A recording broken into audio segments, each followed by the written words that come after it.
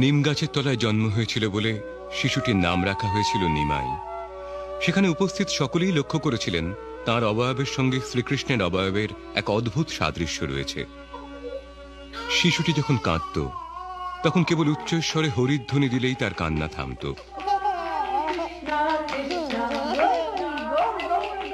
এইভাবে তার শৈশবেই শ্রীচৈতন্য মহাপ্রভু ছলনা করে তার আন্দোলন শুরু করেছিলেন। বাল্যাবস্থায় তার সহপাঠীদের অতিক্রম করে তিনি পণ্ডিত বলে খ্যাত হয়েছিলেন। 11 বছর বয়সে নিমাই পণ্ডিত একটি টোল খোলেন এবং বহু ছাত্রকে আকর্ষণ করেন। যদিও লোকেরা তাকে একজন সাধারণ মানুষ বলে মনে করতেন, কিন্তু নিঃসন্দেহে তিনি ছিলেন সমস্ত জ্ঞানের সর্বশ্রেষ্ঠ শিক্ষক। হিন্দু ও মুসলমান উভয়েই তাকে ভালোবাসতেন। শৈশব থেকেই নিমাই এবং লক্ষ্মীপ্রিয়া দেবী পরস্পরের প্রতি গভীরভাবে আকৃষ্ট হয়েছিলেন এবং মহা ধুমধাম সহকারে তাদের বিবাহ হল। এইভাবে শ্রীচৈতন্য মহাপ্রভু গৃহস্থ আশ্রম অবলম্বন করলেন। একদিন কেশব কাশ্মীরী নামক এক মহাদাম্ভিক দিগ্বিজয়ী পণ্ডিত নবদ্বীপে এলেন। গঙ্গার তীরে নিমাইয়ের সঙ্গে তার সাক্ষাৎ হয়। নিমাই অনায়াসে তাকে পরাস্ত করেন। সেদিন রাত্রে সরস্বতী দেবী কেশব কাশ্মীরীকে স্বপ্নে দর্শন দিয়ে বলেন, কেশব, নিমাই পণ্ডিত সমস্ত বিদ্যার পরম উৎস। তিনি তোমার পরম আরাধ্য, পরম প্রভু স্বয়ং শ্রীকৃষ্ণ। তারপরের দিন কেশব কাশ্মীরী অত্যন্ত বিনীতভাবে নিমাই পণ্ডিতের কাছে আত্মনিবেদন করে তার অনুগামী হন। নিমাই পণ্ডিতের এই জয়ের কথা সর্বত্র ছড়িয়ে পড়ে। 1508 খ্রিস্টাব্দে নিমাই পণ্ডিতের জীবনে এক অদ্ভুত পরিবর্তন আসে। গয়ায় তীর্থ করতে গিয়ে শ্রীপাদ ঈশ্বরপুরের সঙ্গে তার সাক্ষাৎ হয়। তিনি তার কাছে দীক্ষা গ্রহণ করেন। ঈশ্বরপুরী নিমাইকে বলেছিলেন, তুমি যদি পারমার্থিক জীবনে অগ্রসর হতে চাও তাহলে কেবল হরে কৃষ্ণ মহামন্ত্র কীর্তন করো। ভগবানের দিব্য নাম সংকীর্তন করার মতো সহজ এবং সাবলীল আর কোনো পন্থা নেই। নিমাই হরে কৃষ্ণ মহামন্ত্র কীর্তন করতে লাগলেন এবং কৃষ্ণ প্রেমে বিভোর হয়ে নবদ্বীপ ধামে ফিরে এলেন। তার এই পরিবর্তন দেখে লোকেরা অত্যন্ত বিস্মিত হলেন। সেই সময় থেকে সর্বশ্রেষ্ঠ নৈয়ায়িক এবং তার্কিক নিমাই পণ্ডিত ভগবানের দিব্য নাম সংকীর্তনের প্রচারে নিজেকে সর্বতোভাবে নিয়োজিত করলেন। তিনি মানুষকে দেখালেন কিভাবে কৃষ্ণ ভক্ত হতে হয়। এই গৃহটিতে 1 বছর ধরে প্রতি রাতে নিমাই শ্রী নিত্যানন্দ প্রভু, অদ্বৈত আচার্য, গদাধর, শ্রীবাস পণ্ডিত প্রমুখ পার্ষদদের নিয়ে সংকীর্তন করতেন।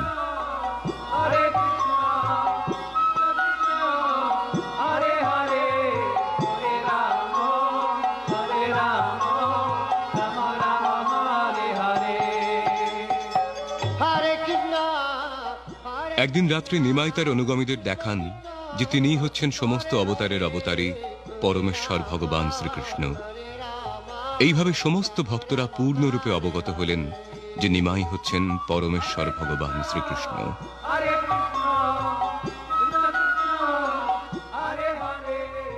নিমাইয়ের পার্ষদদের মধ্যে অন্যতম ছিলেন হরিদাস ঠাকুর। ভগবত প্রেমে মগ্ন হয়ে হরিদাস ঠাকুর দিন রাত হরে কৃষ্ণ মহামন্ত্র জপ করতেন। যদিও মুসলমান পরিবারে জন্ম হয়েছিল বলে জাত্যাভিমানী হিন্দুরা তাকে পরিত্যাগ করেছিলেন, নিমাই কিন্তু হরিদাস ঠাকুরকে গ্রহণ করেছিলেন এক মহান কৃষ্ণ ভক্ত বলে। নিমাইয়ের আর একজন অন্তরঙ্গ পার্ষদ ছিলেন নিত্যানন্দ প্রভু। নিত্যানন্দ এবং হরিদাস প্রতিদিন নগরের ঘরে ঘরে গিয়ে সকলকে ভগবানের নাম কীর্তন করতে অনুরোধ করতেন। একদিন তারা জগাই মাধাই নামক অতি দুর্বৃত্ত 2 ভাইকে ভগবানের নাম কীর্তন করতে অনুরোধ করেন। ক্রোধোন্মত্ত হয়ে মাধাই নিত্যানন্দ প্রভুকে কলসির কানা দিয়ে আঘাত করেন। সেই সংবাদ পাওয়া মাত্রই নিমাই সেখানে ছুটে আসেন এবং জগাই ও মাধাইকে হত্যা করবার জন্য সুদর্শন চক্রকে আহ্বান করেন। কিন্তু নিত্যানন্দ প্রভুর অনুরোধে নিমাই নিরস্ত হন এবং তাদের ক্ষমা করেন। নিত্যানন্দ প্রভুর করুণায় জগাই ও মাধাই শ্রীচৈতন্য মহাপ্রভুর পাদপদ্মে শরণাগত হন এবং তাদের পাপময় জীবন পরিত্যাগ করেন। কীর্তনের দিব্য আনন্দ সর্বত্র উদ্বেল হয়ে উঠল। নবদ্বীপের মানুষের হৃদয়ে ও মনে তা আনলো আনন্দের জোয়ার। কিছু মুসলমান ও কিছু ব্রাহ্মণ সেই আনন্দ সহ্য করতে পারল না। তারা স্থানীয় মুসলমান শাসক চাঁদ কাজীর কাছে গিয়ে তাদের বিরুদ্ধে নালিশ করল এবং চাঁদ কাজী তখন এক ভক্ত গৃহে গিয়ে মৃদঙ্গ ভেঙে দিয়ে সংকীর্তন বন্ধ করার আদেশ দিলেন। আর যদি কখনো কেউ এভাবে কীর্তন করে তাহলে আমি তার সম্পত্তি বাজেয়াপ্ত করে নেব। নির্ভীকভাবে সেই আদেশের প্রতিবাদ করেছিলেন নিমাই। তাঁর ডাকে লক্ষ লক্ষ লোকের সমাবেশ হয়েছিল এবং তাদের নিয়ে তিনি ভারতে প্রথম আইন অমান্য আন্দোলন করেছিলেন। অচিরেই তাঁরা চাঁদ কাজীর গৃহে উপস্থিত হয়েছিলেন এবং তাদের দেখে চাঁদ কাজী উপলব্ধি করতে পেরেছিলেন নিমাইয়ের সংকীর্তন আন্দোলনের জনপ্রিয়তা। সুদীর্ঘ দার্শনিক আলোচনার পর নিমাইয়ের শিক্ষার সৌন্দর্য এবং সত্যতা দর্শন করে চাঁদ কাজী ঘোষণা করেছিলেন, আমি এবং আমার কোনো বংশধর আর এই সংকীর্তন আন্দোলনে বাধা দেব না। নিমাইয়ের অনুগামীদের সংখ্যা বহু গুণে বর্ধিত হল। তার অস্ত্র ছিল সংকীর্তন এবং তার অলৌকিক কার্য ছিল ঘোর বিষয়ীদের ভগবত ভক্তে পরিণত করা। একদিন রাত্রে ভক্তসহ নিমাই যখন শ্রীবাস ঠাকুরের গৃহে নৃত্য কীর্তনের আনন্দে মগ্ন ছিলেন, তখন শ্রীবাস ঠাকুরের পুত্রের মৃত্যু হয়। নিমাই তার মৃতদেহটিকে পুনরুজ্জীবিত করেন।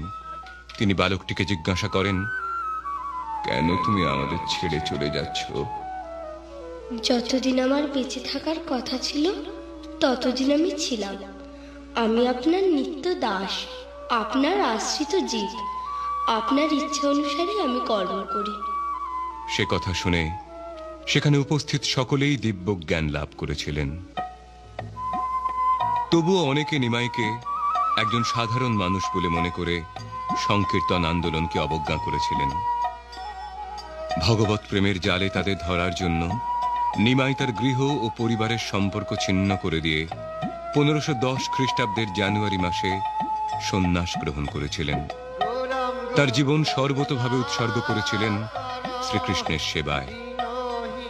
সন্ন্যাসীদের যেহেতু সকলেই সম্মান করে, তাই নিমাই আরো ব্যাপকভাবে তার আন্দোলন প্রচার করতে লাগলেন। তার সন্ন্যাস নাম হল শ্রীকৃষ্ণ চৈতন্য। তিনি সন্ন্যাস গ্রহণ করায় তার মা অত্যন্ত মর্মাহত হয়েছিলেন। তার মাকে সান্ত্বনা দেবার জন্য তিনি তার ইচ্ছা অনুসারে উড়িষ্যার সমুদ্র উপকূলে জগন্নাথপুরীতে অবস্থান করতে সম্মত হয়েছিলেন। 4 জন অনুগামী সহ শ্রী চৈতন্য মহাপ্রভু গঙ্গার তীর ধরে জগন্নাথপুরী অভিমুখে যাত্রা করেছিলেন এবং পথে ভগবানের মন্দির সমূহ দর্শন করেছিলেন এবং শ্রীকৃষ্ণ ও তার ভক্তদের লীলা বিলাসের কাহিনী শ্রবণ করেছিলেন। অবশেষে তারা জগন্নাথপুরীতে এসে উপস্থিত হয়েছিলেন। জগন্নাথ দেবের মন্দির দর্শন করে শ্রী চৈতন্য মহাপ্রভু দিব্য আনন্দে মগ্ন হয়েছিলেন এবং মন্দিরে প্রবেশ করে তিনি ভগবত প্রেমে মূর্ছিত হয়ে পড়েন। অচেতন অবস্থায় তাকে ভারতের সর্বশ্রেষ্ঠ বৈদান্তিক ও নৈয়ায়িক সার্বভৌম ভট্টাচার্যের গৃহে নিয়ে আসা হয়। চেতনা ফিরে এলে সার্বভৌম ভট্টাচার্যের সঙ্গে তার পরিচয় হল। সার্বভৌম ভট্টাচার্যের হাজার হাজার শিষ্য ছিল এবং তিনি ছিলেন উড়িষ্যার রাজার উপদেষ্টা। কিন্তু শ্রীচৈতন্য মহাপ্রভুর সঙ্গে 1 সপ্তাহকাল আলোচনার পর তিনি বুঝতে পারেন যে পরম তত্ত্ব নিরাকার নন, তিনি হচ্ছেন পরমেশ্বর ভগবান শ্রীকৃষ্ণ স্বয়ং। তিনি তখন 24 বৎসর বয়স্ক যুবক শ্রীচৈতন্য মহাপ্রভুর শিষ্যত্ব বরণ করেন। তা দেখে সকলে বিস্ময়ে হতবাক হয়েছিলেন। হাজার হাজার মানুষ শ্রীচৈতন্য মহাপ্রভুর অনুগামী হয়েছিলেন, এমনকি উড়িষ্যার মহারাজা পর্যন্ত। কিন্তু শ্রীচৈতন্য মহাপ্রভু তাঁর খ্যাতি উপভোগ করার জন্য সেখানে থাকেননি। কৃষ্ণ ভক্তির আন্দোলন প্রচার করার জন্য তিনি জগন্নাথপুরী ত্যাগ করে পদব্রজে দক্ষিণ ভারত অভিমুখে যাত্রা করেছিলেন। 2 বছর ধরে তিনি সমগ্র দক্ষিণ ভারতে কৃষ্ণ ভাবনার অমৃত প্রচার করেন। এক গ্রামে বাসুদেব নামক এক কুষ্ঠ রোগাক্রান্ত ভক্ত শ্রীচৈতন্য মহাপ্রভুকে দর্শন করতে যান, কিন্তু বাসুদেবের আসতে একটু দেরি হয়ে গিয়েছিল। শ্রীচৈতন্য মহাপ্রভু সেই গ্রাম থেকে চলে গিয়েছিলেন। মহাপ্রভু দর্শন লাভে বঞ্চিত হয়ে বাসুদেব মূর্ছিত হয়ে পড়েছিলেন। তখন হঠাৎ শ্রীচৈতন্য মহাপ্রভু সেখানে ফিরে আসেন এবং বাসুদেবকে আলিঙ্গন করে কুষ্ঠ রোগ থেকে মুক্ত করেন। শ্রীচৈতন্য মহাপ্রভু জিয়ার নৃসিংহ মন্দিরে গিয়েছিলেন এবং নৃসিংহদেবকে তার সশ্রদ্ধ প্রণতি নিবেদন করেছিলেন।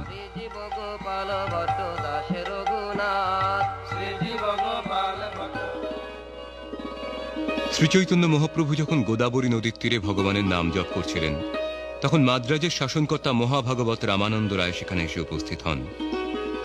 শ্রীচৈতন্য মহাপ্রভু এবং রামানন্দ রায় বহুক্ষণ ধরে শ্রীকৃষ্ণের লীলা আলোচনা করেন। অবশেষে শ্রী চৈতন্য মহাপ্রভু তার কাছে তার পুরুষোত্তম কৃষ্ণ ও মহাভাব স্বরূপিণী রাধারানীর মিলিত রূপ প্রকাশ করেন।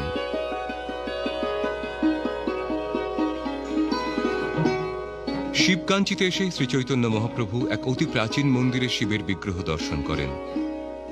তার প্রভাবে তিনি অসংখ্য শিব ভক্তকে কৃষ্ণ ভক্তে পরিণত করেন।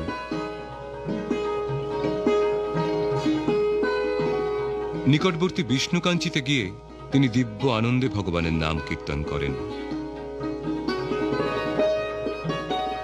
500 ফুট উঁচু পক্ষীতীর্থে শিবের আরেকটি মন্দির আছে। কথিত আছে যে অনাদিকাল ধরে প্রতিদিন 2টি পাখি এখানে এসে পূজারীর কাছ থেকে প্রসাদ গ্রহণ করেন।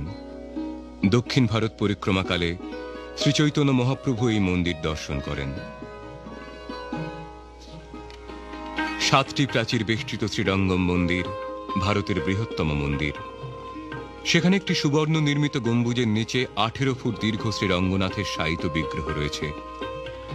বর্ষার 4 মাস এখানে থেকে শ্রী চৈতন্য মহাপ্রভু চাতুর্মাস্য ব্রত যাপন করেছিলেন। প্রতিদিন বহু লোক তাকে দর্শন করে জড়জগতের দুঃখ দুর্দশা থেকে মুক্ত হতেন। মাদুরায় শ্রী চৈতন্য মহাপ্রভু শিবপত্নী পার্বতীর সম্মানে নির্মিত মীনাক্ষী দেবীর মন্দির দর্শন করেছিলেন। এই মন্দিরটি স্থাপত্য শিল্পের এক অদ্ভুত নিদর্শন।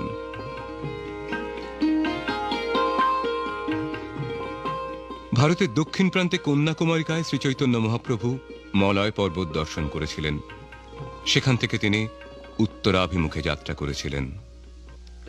পথে আদিকেশবের মন্দিরে তিনি ভগবৎ প্রেমে উন্মত্ত হন।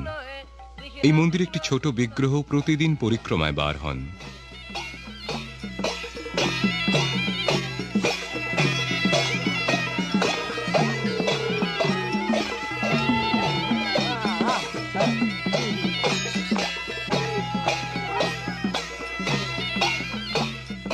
এই মন্দিরে শ্রী চৈতন্য মহাপ্রভু ব্রহ্ম সংহিতা নামক একটি লুপ্ত শাস্ত্রের একটি অধ্যায় উদ্ধার করেন।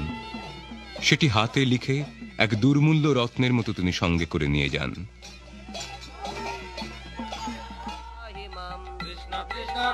শ্রী চৈতন্য মহাপ্রভু মহান বৈষ্ণবাচার্য মধ্বাচার্যের জন্মস্থান উদুপিতে আসেন। মধ্বাচার্যের সেবিত শ্রীকৃষ্ণ বিগ্রহ দর্শন করে শ্রী চৈতন্য মহাপ্রভু দিব্য প্রেমে উন্মত্ত হন।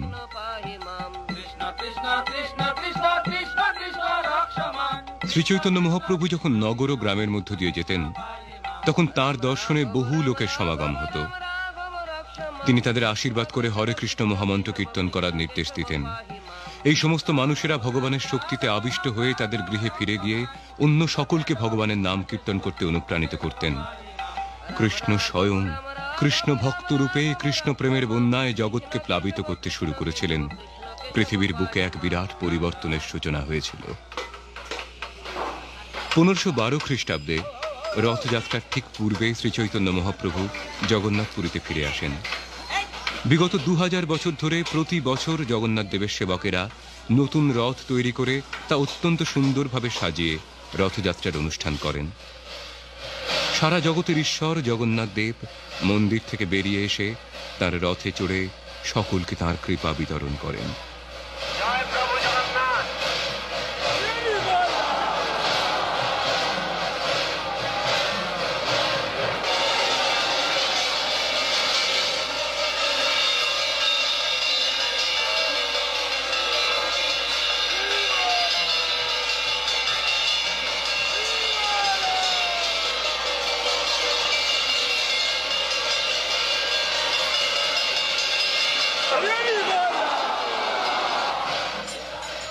জগন্নাথ দেবের সঙ্গে অন্য আর 2টি রথে তার জ্যেষ্ঠ ভ্রাতা বলরাম এবং তার ভগ্নী সুভদ্রা দেবী থাকেন।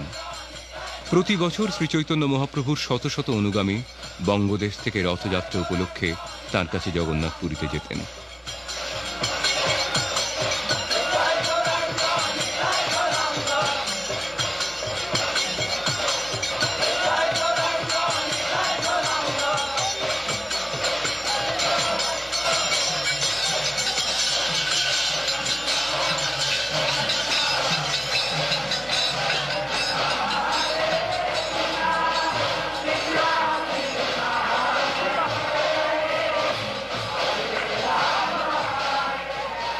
7টি দলে তার ভক্তদের বিভক্ত করে শ্রীচৈতন্য মহাপ্রভু সেই বিশাল রথের চারপাশে তাদের স্থাপন করতেন। শ্রীচৈতন্য মহাপ্রভুর নৃত্য দেখে জগন্নাথদেব পর্যন্ত বিস্মিত হতেন এবং তার রথ থামিয়ে অপলক নেত্রে তিনি তার নৃত্য দর্শন করতেন।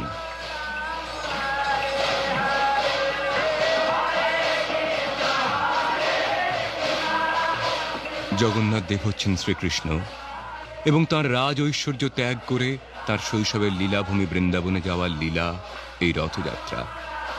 বৃন্দাবনের ভক্তরা তাদের শুদ্ধ প্রেমের আকর্ষণে শ্রীকৃষ্ণকে বৃন্দাবনে ফিরিয়ে নিয়ে গিয়েছিলেন।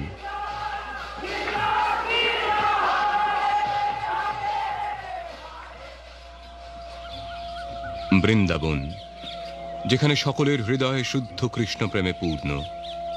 বহুকাল ধরে শ্রীচৈতন্য মহাপ্রভু এখানে আসতে চেয়েছিলেন এবং অবশেষে শরতের এক সকালে তিনি জগন্নাথপুরী ত্যাগ করে শ্রীকৃষ্ণের লীলাভূমি বৃন্দাবন অভিমুখে যাত্রা করেন।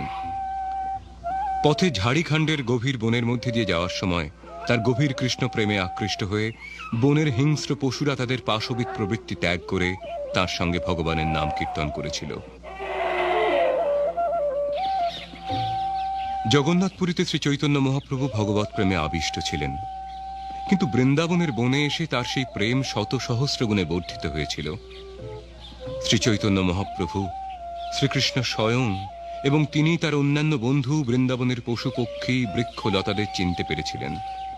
তারাও তাদের প্রভুকে পুনরায় দর্শন করে আনন্দে উদ্বেল হয়েছিল। প্রতিদিন সকালে শ্রীচৈতন্য মহাপ্রভু এই তেঁতুল গাছটির নিচে বসে হরে কৃষ্ণ মহামন্ত্র জপ করার দিব্য আনন্দ আস্বাদন করতেন। সন্ধ্যাবেলা তিনি দর্শনার্থীদের কাছে ভগবানের নাম কীর্তন করার পরম প্রয়োজনীয়তা বিশ্লেষণ করতেন। শ্রীচৈতন্য মহাপ্রভুর পদচিহ্ন আজও সেই স্মৃতি বহন করছে। শ্রীচৈতন্য মহাপ্রভু তাঁর সবচাইতে অন্তরঙ্গ 2 পার্ষদ রূপ এবং সনাতন গোস্বামীকে বৃন্দাবনে বাস করে লুপ্ত তীর্থ উদ্ধার ও শাস্ত্রগ্রন্থ রচনার নির্দেশ দেন। রূপ এবং সনাতন এবং অন্য 4 জন মহাপণ্ডিত গোস্বামী পৃথিবীর সবচাইতে বিশাল এবং সবচাইতে গভীর শাস্ত্রসমূহ প্রণয়ন করেছিলেন। তারা অপূর্ব মাধুর্য মণ্ডিত বিশাল মন্দির প্রতিষ্ঠা করেছিলেন এবং নিজেরা আচরণ করে কৃষ্ণ ভক্তি শিক্ষা দিয়েছিলেন।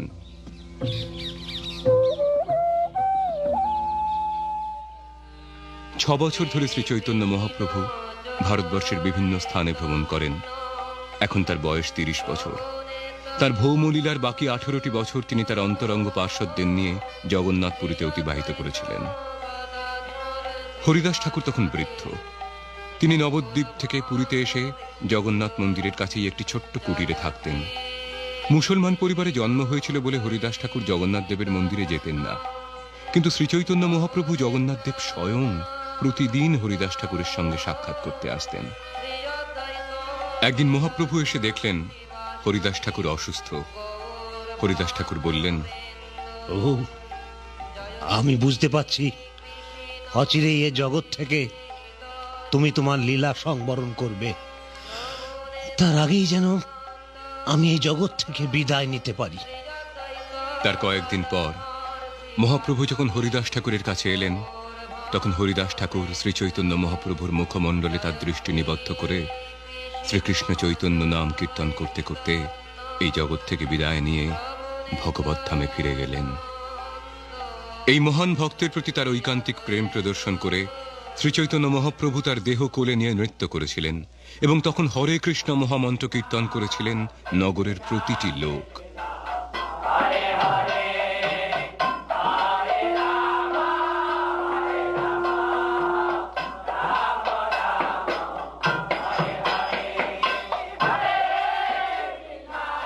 হরিদাস ঠাকুরের নির্বাণ উপলক্ষে শ্রীচৈতন্য মহাপ্রভু কৃষ্ণ নাম কীর্তনের প্রভাবে সিদ্ধিপ্রাপ্ত হরিদাস ঠাকুরের জয়ধ্বনি দিতে দিতে সমস্ত ভক্তদের প্রচুর প্রসাদ বিতরণ করেছিলেন।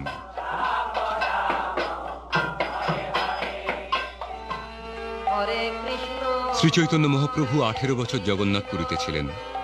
প্রতিদিন তিনি মন্দিরে নৃত্য করতেন, কীর্তন করতেন এবং তার দর্শনার্থী অগণিত মানুষকে উপদেশ দান করতেন। রাতে তিনি গম্ভীরা নামক এই ছোট্ট ঘরটিতে থাকতেন, যেখানে তার পাদুকা এবং কমণ্ডলু আজও রয়েছে।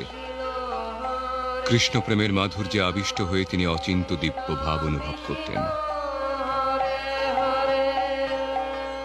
একদিন রাত্রে শ্রীচৈতন্য মহাপ্রভু যখন মহানন্দে বৃন্দাবন মনে করে উদ্যানে ভ্রমণ করছিলেন, তখন হঠাৎ তিনি কৃষ্ণকে দেখতে পেলেন।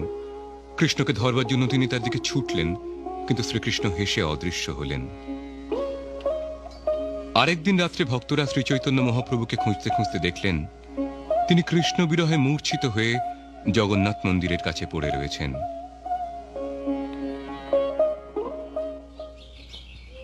1534 খ্রিস্টাব্দ। শ্রীচৈতন্য মহাপ্রভুর বয়স এখন 48 বৎসর। ভক্তরা একদিন শ্রীচৈতন্য মহাপ্রভুকে শ্রীকৃষ্ণের মন্দিরে প্রবেশ করতে দেখলেন, কিন্তু তিনি আর ফিরে এলেন না। শ্রীকৃষ্ণ স্বয়ং শ্রীচৈতন্য মহাপ্রভু মন্দিরে তাঁর শ্রী বিগ্রহের সঙ্গে এক হয়ে গেলেন। এইভাবে শ্রীচৈতন্য মহাপ্রভু তার ভৌমলীলা সংবরণ করে তার চিন্ময় ধামে ফিরে গেলেন।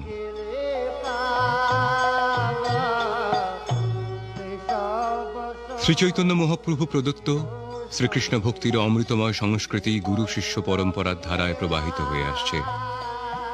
সেই ধারায় আন্তর্জাতিক কৃষ্ণ ভাবনামৃত সংঘের প্রতিষ্ঠাতা আচার্য কৃষ্ণ কৃপা শ্রীমূর্তি শ্রীল অভয়চরণ অরবিন্দ ভক্তি বেদান্ত স্বামী প্রভুপাদ সারা পৃথিবী জুড়ে শ্রীচৈতন্য মহাপ্রভুর শিক্ষা প্রচার করেছেন।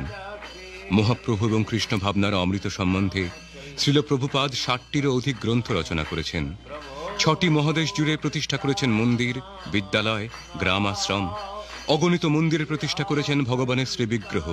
পৃথিবীর সবকটি বড় বড় শহরে রথযাত্রা অনুষ্ঠানের প্রচলন করেছেন এবং ভগবানের প্রসাদ বিতরণের ব্যবস্থা করেছেন সর্বত্র।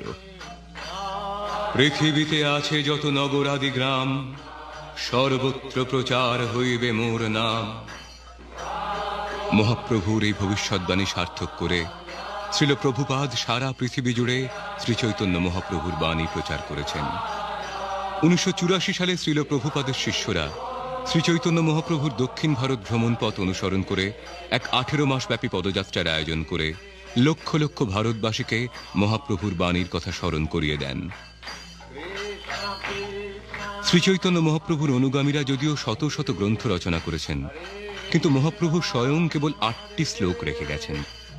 ভগবানের শ্রীপাদপদ্মে তিনি প্রার্থনা করেছেন, হে ভগবান শ্রীকৃষ্ণ, তোমার দিব্য নাম সংকীর্তনের পরম বিজয় হোক, যা চিত্তরূপ দর্পণকে মার্জনা করে ভব মহাদাবাগ্নি নির্বাপিত করে, সমস্ত জীবের পরম মঙ্গল সাধন করে, সমস্ত অপ্রাকৃত জ্ঞানের জীবন স্বরূপ প্রতি পদে পূর্ণ অমৃতের আস্বাদন প্রদান করে।